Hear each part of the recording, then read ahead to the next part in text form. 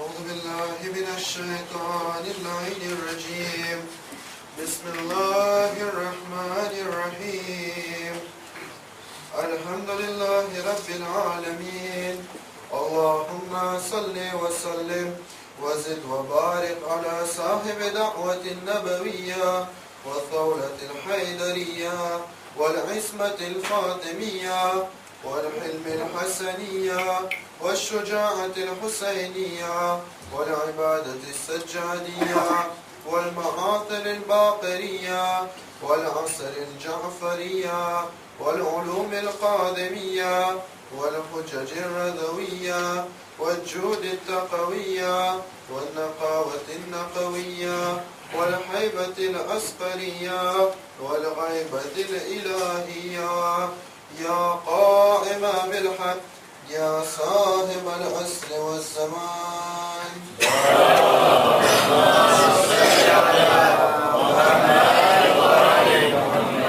أما بعد قال الله تبارك وتعالى في القرآن المجيد بسم الله الرحمن الرحيم أينما تكونوا يأتي بكم الله جميعا إن الله على كل شيء قدير.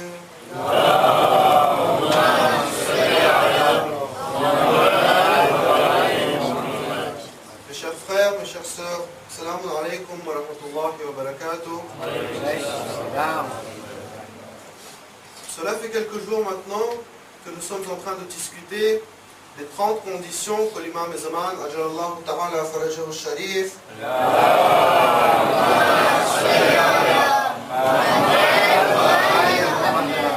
nous imposera lorsque nous dirons à Imam Zaman, Ya Imam, nous voulons faire partie de votre société, nous voulons faire partie de vos partisans.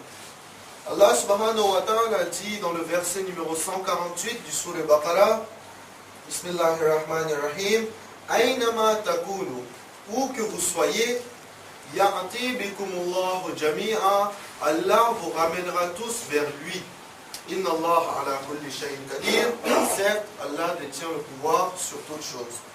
Nous avons vu qu'ici Allah subhanahu wa ta'ala parle du temps du zuhur. Allah subhanahu wa ta'ala dit que lorsque le temps du zuhur arrivera, où que vous soyez, je vous ramènerai tous vers l'imam al-Zaman, ajallahu ta'ala farajahu sharif. Ensuite, votre obligation, votre devoir sera d'être prêt à adhérer à sa société, c'est-à-dire être prêt à accepter les 30 conditions que l'imam al-Zaman vous imposera. Condition numéro 20 que l'imam al-Zaman nous imposera, elle est la suivante. L'imam dira, vous protégerez les faibles. L'imam al-Zaman emploie le terme dha'afa. Qu'est-ce que, si nous traduisons cela donne comme traduction les faibles. Qui est considéré comme les faibles justement? Il y a les orphelins, il y a les veuves, les femmes qui ont perdu leur mari, et ensuite il y a les personnes âgées, les vieilles personnes.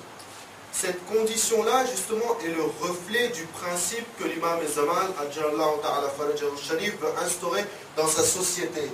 L'imam, à travers cette condition, nous dit, je veux une société où les principes qui prônent sont l'humanité, la charité et l'aide d'aider les personnes âgées et les personnes qui ne sont pas en état de s'aider soi-même, de pouvoir justement subvenir soi-même à ses besoins, c'est-à-dire les orphelins, les femmes veuves et les personnes âgées.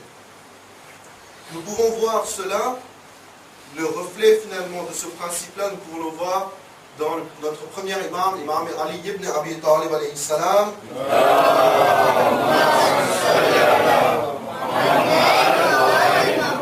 Car nous savons que juste avant le shahada de Imam Ali alayhi salam, lorsqu'il fit son testament à Imam Hassan alayhi salam, la première chose qu'il précisa, c'était Ya Hassan, n'oublie jamais mes orphelins. Car nous savons très bien que l'imam Ali alayhi salam aimait beaucoup les orphelins.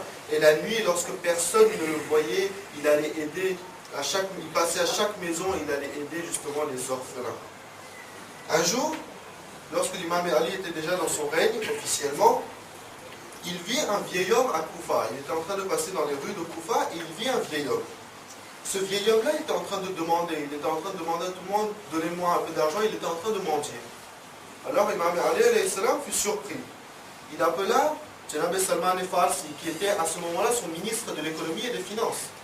Il demanda, ô Salman, qui est cet homme? Janab Salman Farsi répondit, Ya Amir al-Mu'minin, cet homme habitait avant en Médina. Cela fait seulement quelque temps qu'il est arrivé à Koufa. Lorsque cet homme était jeune, il était bien robuste, bien fort, alors les gens l'ont exploité, ils l'ont fait travailler. Et aujourd'hui, maintenant qu'il est âgé, maintenant qu'il est vieux, eh bien, tout le monde l'a laissé tomber. Et voilà pourquoi il est dans cet état-là, voilà pourquoi il est obligé de mendier aujourd'hui. Car tout le monde l'a laissé tomber parce qu'il est vieux et parce qu'il ne sert plus à rien. Alors, sur le coup, l'imam Ali alayhi salam dit, Ô Salman, à partir d'aujourd'hui, sort un décret pour tous les gens qui ont travaillé dans leur jeunesse, qui ont travaillé dur dans leur jeunesse et qui aujourd'hui sont âgés, ne sont plus en capacité de travailler. Il y aura une partie des biens du trésor public qui leur seront adressés et chaque mois, nous leur ferons parvenir de quoi subvenir à leurs besoins. La notion de retraite que nous connaissons aujourd'hui, la première personne qui mit en place cette notion de retraite, c'était Amir al-Mu'minin, Imam Ali ibn Abi Talib alayhi salatu wassalam.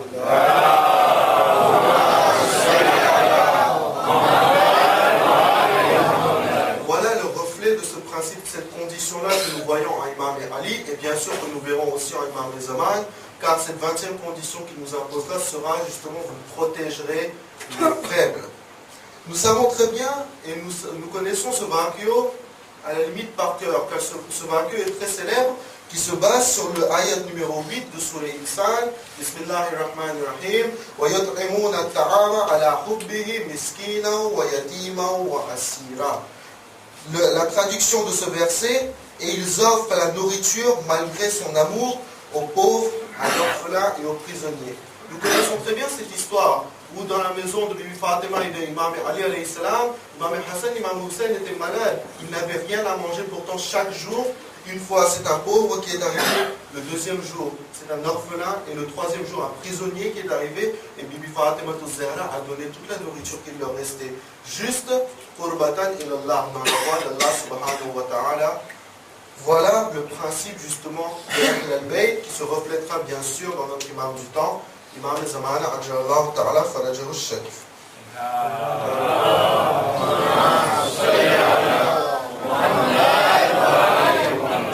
Ensuite, condition numéro 21 que l'imam Zaman nous imposera. L'imam nous dira, vous ne vous entourez pas de vêtements de soie. En quatrième condition, nous avions vu, l'imam avait dit, vous ne porterez pas de vêtements de soie. Et nous avions explicité cette condition-là en disant que nous savons très bien que porter des vêtements en récham, en soie, est haram de toute façon. Alors pourquoi l'imam nous dit, vous ne porterez pas de vêtements de soie? Nous avions explicité cette condition en disant que l'imam voulait dire, vous ne serez pas orgueilleux, vous ne ferez pas de takaboul. Ici, l'imam ne dit pas la même chose. L'imam nous dit, vous ne vous entourerez pas de vêtements de soie. Si nous voulons comprendre cette condition, nous devons jeter un coup d'œil à Hadith et Qissa. Lorsque nous parlons de Hadith et Qissa, et lorsque nous parlons de Saïd Panjatan qui était sous le Tchadari Yamani de Bibi Fatima de Zahra, que disons-nous? Ahle Qissa. Cela veut dire quoi? Ceux qui étaient sous le Tchadari Yamani. Na'udhu billah. Est-ce que ça veut dire que Rasul Khuda et Imam Ali alayhi salam portaient des tchadar? Non. Ahle Qissa, cela veut juste dire ceux qui sont rassemblés dans le tchadar, dans le Qissa'e Yamani. Voilà la signification de cette 21e condition d'Imam Zaman. Lorsqu'Imam Zaman nous dit, vous ne vous entourerez pas de vêtements de soie, cela veut dire, vous ne resterez pas à un endroit où sont rassemblés les mutakabbir, les orgueilleux, ceux qui ont de l'orgueil en eux, c'est-à-dire vous ne fréquenterez même pas ce genre de personnes-là. Prenons toujours l'exemple d'Imam Ali alayhi salam. Lorsqu'Imam Ali alayhi salam a été officiellement élu, il a nommé ses différents gouvernants dans les différents pays qu'il gouvernait. À Basra, il nomma Othman ibn Hunayf. Quelques jours après, Imam Ali alayhi salam reçut une lettre anonyme d'un habitant de Basra. Lorsqu'Imam Ali alayhi salam lut la lettre, il commença à pleurer. Et ensuite, il envoya directement une lettre à Othman ibn Hunayf. Othman ibn Hunayf reçut la lettre, il ouvrit la lettre, et Imam Ali avait écrit, oh Othman ibn Hunayf, tu es destitué, tu es viré de ton poste. Othman ibn Hunayf ne comprit pas pourquoi Imam Ali alayhi salam m'a destitué. Sur le coup, c'était un ordre d'Amir al-Mu'minin, de celui qui régnait sur tous les pays. Dans ce cas-là, Othman ibn Hunayf, comme nous disons, il prit ses clics et ses claques et il retourna à Koufa. Lorsqu'il revint à Koufa, il alla voir Imam Ali alayhi salam en lui disant: Ya Amir al-Mu'minin, dites-moi, quelle erreur ai-je fait? Pourquoi m'avez-vous destitué? Alors Imam Ali alayhi salam lui répondit: Oh Othman ibn Hunayf, je vais te rappeler ce que tu as fait. Alors l'imam dit: Oh Othman ibn Hunayf, rappelle-toi toujours, celui qui suit quelqu'un doit toujours suivre les principes et les préceptes de son guide. Aujourd'hui, tu proclames me suivre moi, tu proclames être un de mes partisans. Donc, si tu proclames être un de mes partisans, tu dois toujours suivre les préceptes et les principes que moi j'ai mis en place. Oh Othman ibn Hunayf, ton imam, jusqu'aujourd'hui, a vécu avec seulement 2 vêtements. Et par jour n'a mangé que 2 rôtis. Et encore, il ne les mangeait pas en même temps. Il en mangeait une le matin, il en mangeait une le soir. Ensuite, l'imam continua en disant: Oh Othman ibn Hunayf, je sais très bien que tu ne pourras pas être comme moi. Cela est impossible. Mais au moins, essaye de suivre mes préceptes. Et si tu ne peux même pas faire ça, alors, ô Othman ibn Hunayf, au moins ne fais pas quelque chose qui ternisse ma réputation et mon honneur, que quelqu'un ne vienne pas me dire demain: voilà les principes que suit Ali ibn Abi Talib. Othman ibn Hunayf était en train d'écouter, mais il était toujours perdu, il ne comprenait pas ce qu'il avait fait. Alors il redemanda à Imam Ali alayhi salam: Ya Amir al-Mu'minin, je ne comprends pas, quelle erreur ai-je fait? Alors Imam Ali alayhi salam dit: Oh Othman ibn Hunayf, quelques jours avant que je t'envoie la lettre où était écrit l'ordre de destitution, quelques jours avant cela, Muhammad wa ali Muhammad salawat.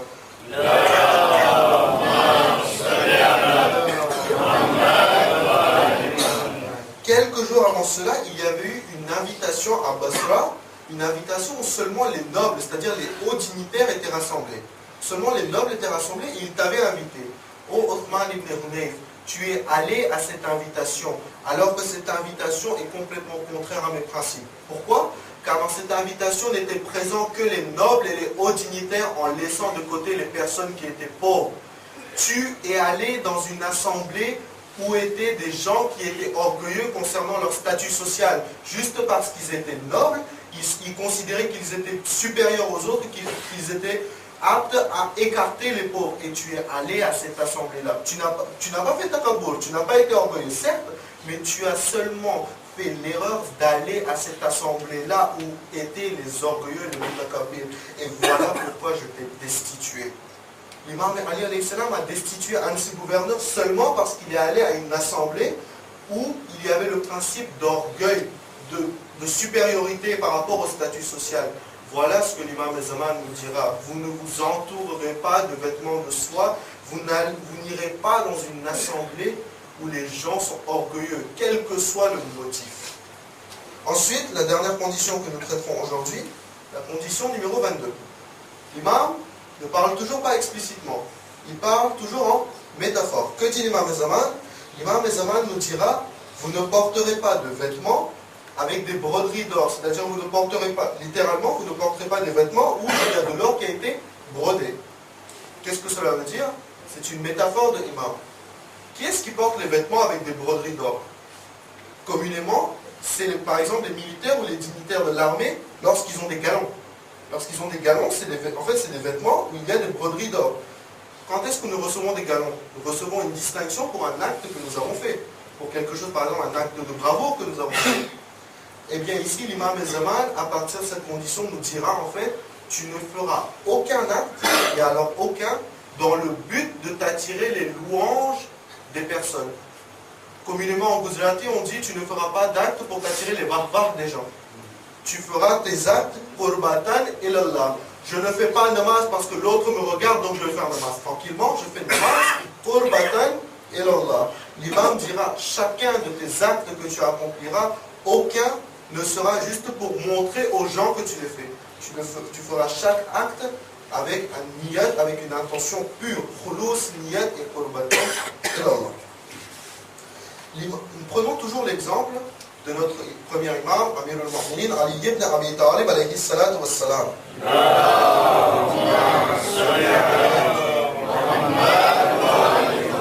Juste avant son shahadat, Amir al-Mu'minin a lu son testament, a dit à Imam Hassan alayhi salam en wasiyat, en testament.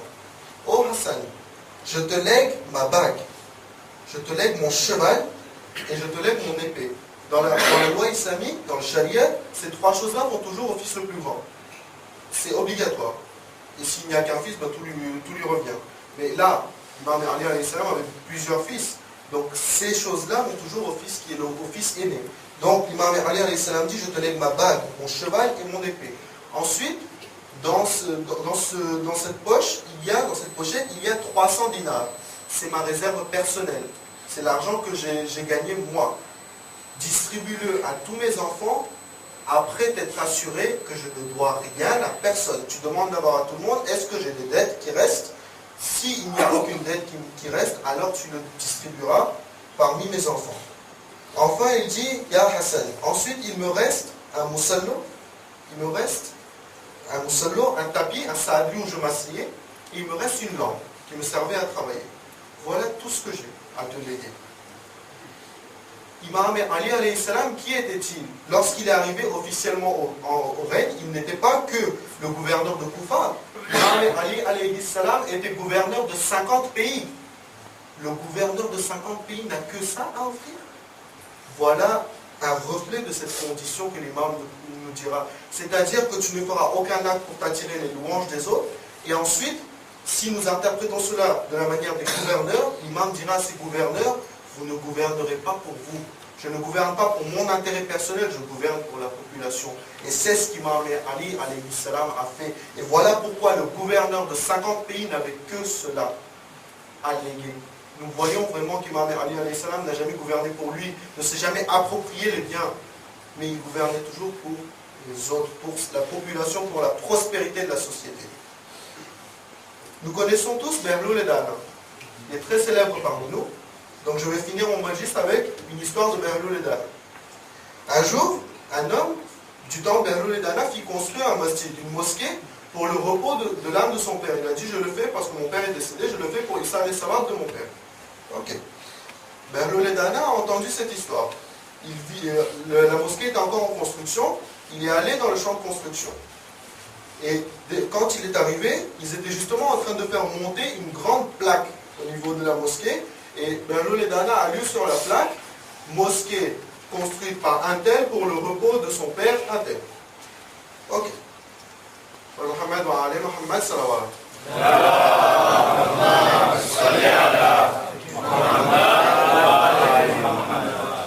Alors, celui qui faisait construire la mosquée pour le repos de l'âme de son père, il sortit justement du champ de construction. Alors, Behlul et Dana le stoppa. Il lui dit salam alaykum wa alaykum salam. Behlul et Dana lui dit, c'est bien, tu fais construire une mosquée pour le repos de l'âme de ton père. C'est bien, alhamdulillah. La personne lui répondit, mais non, je fais construire la mosquée pour le badan ilallah, seulement pour Allah. Behlul et Dana dit, ah bon? D'accord. L'homme partit. Lorsque tous les travailleurs partirent chez eux, la nuit, Behlul revint au champ de construction, il enleva la plaque et il mit une autre plaque où c'était écrit Masjid Behlul. Il partit. Le jour suivant, il y avait l'inauguration de la mosquée. Tout le monde vint à l'inauguration, ils étaient tous devant la mosquée complètement stupéfaits. Lorsque l'homme qui avait fait construire la mosquée arriva, il demanda, mais que vous arrive-t-il? Pourquoi regardez-vous la mosquée comme ça? Ils dirent, regarde toi-même. Il regardait qu'il n'y avait plus la plaque qu'il avait apposée lui, mais il y avait écrit Masjid Behlul. Il s'est énervé, il alla vers Behlul et il le frappa, il lui a dit, comment as-tu osé? C'était la mosquée que j'avais fait construire pour le repos de l'âme de mon père. Alors Behlul lui dit, mais attends, tu m'avais dit tu as fait construire la mosquée pour le badan ilallah, seulement pour Allah. Moi je ne savais pas que tu avais fait construire la mosquée pour ton père. Moi je pensais que c'était une mosquée dédiée à Allah, pas dédiée à ton père. Alors je me suis dit, si la mosquée est dédiée à Allah, que je mette mon nom ou que tu mettes le nom de ton père, il n'y a aucune différence. Il s'arrêta, il partit la tête baissée. Voilà ce que nous apprend cette histoire de Behlul et Dana. Ne faites pas semblant de faire des actes pour Allah alors que ces actes sont pour quelqu'un d'autre, pour votre intérêt personnel ou parce que vous voulez vous attirer les louanges des personnes. J'ai fait construire une mosquée. Non. Si vous voulez faire pour Allah, eh bien faites-le pour Allah. Et c'est ce que l'imam Zaman, Sharif, nous demandera. Quel que soit l'acte que tu fais, si tu veux faire partie de ma société, cet acte-là ne sera jamais pour t'attirer les louanges des autres, pour que les autres te disent « Ah, c'est bien, tu as fait ça ». Non, tu feras cet acte. Que les gens te louent ou pas, cet acte, tu le feras qurbatan ila Allah. Donc pour finir mon majlis, un hadith de Imam Zaman Ajrallahu Ta'ala Farajahu Sharif.